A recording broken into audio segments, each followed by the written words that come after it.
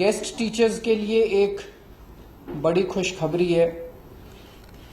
Guest teachers को अभी तक 17,000 से 20,000 रुपए के बीच में मेहनताना मिला करता था।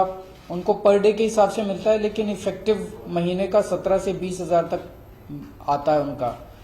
ये बढ़ा के 32,000 से 34,000 किया जा रहा है। इसके लिए एक कमेटी बनाई गई थी, उसकी रिकमेंडेशन आ गई हैं। वो रिकमेंडेशंस इस हफ्ते कैबिनेट में पेश की जाएंगी और उसको एक्सेप्ट किया जाएगा। तो गेस्ट टीचर्स को 32 से 34,000 रुपए उनके मेहनताना बढ़ाने का प्लान है।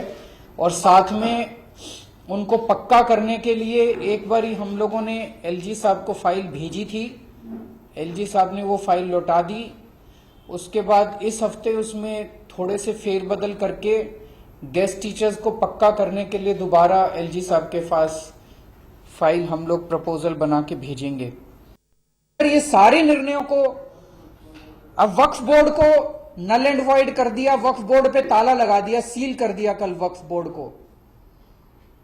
तो वक्फ बोर्ड के सारे निर्णय नल एंड वॉइड क्यों? एक ही कारण कि एलजी साहब के पास फाइल नहीं गई थी वक्फ बोर्ड की। डीआरसी बंद कर दिया, क्यों? क्योंकि एलजी साहब के पास फाइल नहीं गई थी। Circle rates null and void कर दिए, क्यों? क्योंकि एलजी साहब के पास फाइल नहीं गई थी।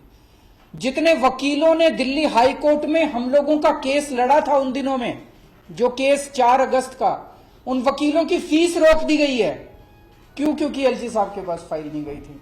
अब सुप्रीम कोर्ट में हमारे जो वकील केस लड़ रहे हैं दिल्ली सरकार के, उनकी वकीलों की फीस रोक दी गई है। क्यों? क्योंकि एलजी साहब के पास फाइल नहीं गई थी। तो मेरी अपनी ये गुजारिश है केंद्र सरकार से कि इसको हास्यास्पद ना बना दिया जाए। ये governance is a very serious business.